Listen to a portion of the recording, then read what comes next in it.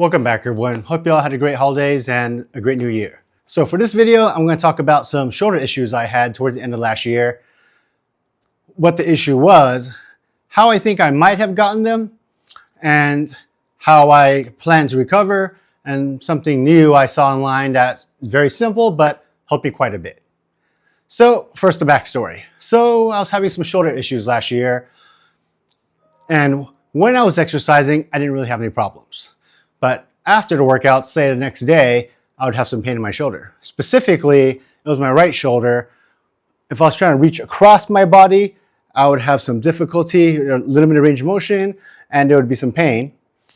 Also, if I tried to internally rotate my shoulder like this, I was unable to, right? There was some pain. When raising my arms up like this, my right shoulder had a noticeable tightness and pull, as well as a little bit of pain. And really, if I tried to do a chicken wing, right, or internally rotate and put my hand back against my opposite shoulder blade, that was no go. Lastly, if I was doing a relaxed hang, I would feel strain in that shoulder joint. Whereas if I did an active hang where I pulled and held myself a little bit, then there would be no pain. So that's the breakdown of the problems I was having. So I decided to take a break over the holidays. I made a video about taking a break. I had family in town. I knew I was going to be doing a lot of eating out and a lot of bad eating in general. I thought, hey, my body needs to rest to get better. Might as well just do it then when I was eating badly anyway. So that's what I did. And this was also a way for me to gauge if it was a more serious problem in my shoulder or not as serious. So as I took time off, initially, I rapidly got better. So it was very noticeable. Day 1, day 2, day 3. Less pain, more mobility, less pain, more mobility. So that was a good sign that it was probably something not as serious. I just needed rest. But I hit a point where I kind of got to a point where I was about 90% good. Most of my range of motion was back. The pain was mostly gone. There was slight discomfort here and there, but I kind of got stuck there. So that's kind of what my problem was and what resting did for it. So now I'll go into what I think might have caused that problem. So I'm like a lot of you, I watch some fitness YouTube and content online as well. And I probably got a little bit too carried away in some of that stretch talk people always talked about, right? There was a lot of talk, specifically in the scientific lifting community, about stretch medial hypertrophy, which is true, but I think it was probably not as important as people try to make it out to be. And maybe I got too far into that. So I think that perhaps I went too far in trying to get stretch in some exercises, like on chest press and especially the dips. Because I didn't do a lot of dips before, I started introducing dips to my routine, and I probably went too much stretch, too far, too soon, without properly thinking about my shoulder stabilization. So I think that might have accounted for it. That's what I'm thinking. Regardless, I'm not exactly sure what it was, but that's my best guess because that was the main thing I changed, right? Going a bit too far that way. So now I want to talk about, I mentioned earlier, just from resting, I got to about 90% recovered. So at that point, I could do this. I couldn't get fully back, but I could start doing that more so. I didn't have any pain going this way. But, you know, there was still that little bit where I had that discomfort. But really, I also had a tightness in my lower rhomboid area between my scapula and my spine, right? And that just stayed there. You know, it's kind of like a kick in your back, but it was never going away. So I thought maybe I had to stretch it out. So my solution for my shoulder still was just to rest it. I was hoping that maybe it was just a slow recovery and that little last 10% would get there. But, you know, I really wanted to address that kink I had that seemed permanent in my mid-back. So I tried some typical gym things you might think of to try to stretch it out. One of the things I did, for example, was I would use a kettlebell, right? Because I wanted to do a weighted stretch. I thought that with some resistance, I could pull on that, right, on that shoulder blade and try to stretch it out from my spine and maybe release that rhomboid or whatever mid-back muscle was tight there. So one of the things I tried was, right, with a kettlebell, I kind of just let that relax and hang. I tried to rotate my body to try to get that to open up and let this weight pull my right arm and my shoulder blade out and down. Here's a different angle to try to loosen it and relax it from my spine. So that's kind of like the gym thing. I need to go that way. Let's use some weight. That'll give it some applied resistance and pull that, and maybe that would open it up. Well, that didn't work. So I tried another thing I thought of, right? I thought, oh, this is creative. I'm going to use the rings. I'll try to use body weight and try to achieve the same outcome. So the kettlebell weighted stretch didn't work. So I had the right idea. I might have saw this online, so I don't think I fully came up with this, but it's more creative. Uses rings, body weight. It's basically probably I would say, calisthenics thinking equivalent to the free weight thinking I did of the kettlebell, which was basically, I thought I would rotate this way and use my body weight to pull down, and the ring would pull my arm and my shoulder blade around and up and help stretch it out that way. And even though it seems physically sound, reasonable, that didn't work either. So let me tell you about what actually did help me quite a bit, which might be surprising. So I tried those two things, right? I still had that tightness in my mid-back, which is a real thing I was trying to address. No, I still had a little bit of shoulder problems as well, but that was kind of an afterthought. Those things I was doing was really to try to address that mid-back kink tightness. But I saw a video of someone online who was talking about mobility, and he was saying he did these exercises every morning, and they look like just whatever, right? Some moves that you might see some old people doing in the park, or something you just did as a kid naturally. And I thought, what the heck, why not, right? Maybe it'll help. So first of all, he just did these twists for 30 seconds. And I know it looks ridiculous or it looks like it's nothing, but surprisingly, I did that for 30 seconds. Well, not 30 seconds, I didn't count exactly. I just did 30 rotations and assumed about a second each. But after doing that, that really solved that kink in my back.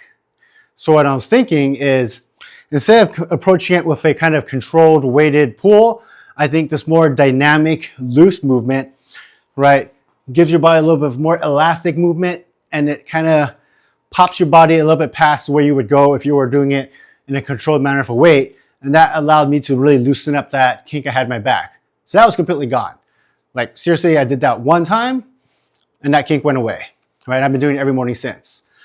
But secondly, the second thing he did, which you might laugh at, and I thought, okay, this is kind of funny, but what the hell, is arm circles, right?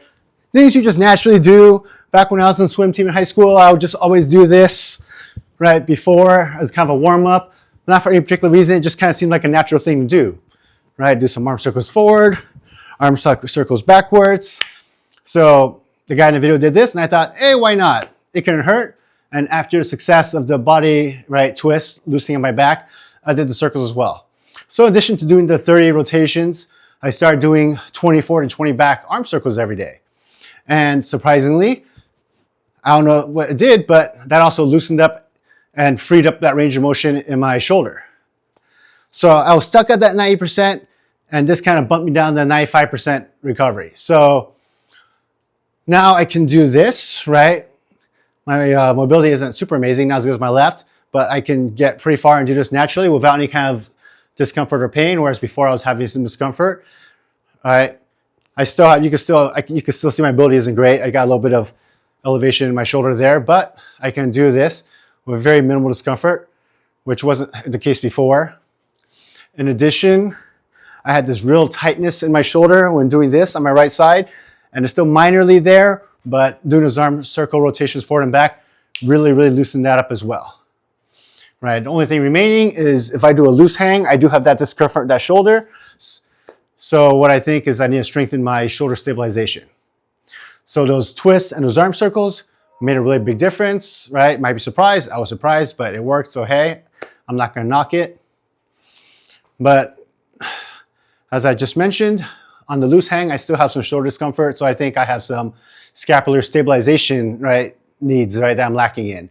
So what I'm trying to do for that is, first of all, for now, I'm doing more calisthenics type chest exercises, or right, some more push-ups and getting to dips, just because it gives me a more full controlled range of motion on my shoulders, not being pressed against a bench or anything, to help strengthen that shoulder through a movement versus locking things down and really focusing on trying to do hypertrophy on a few muscles.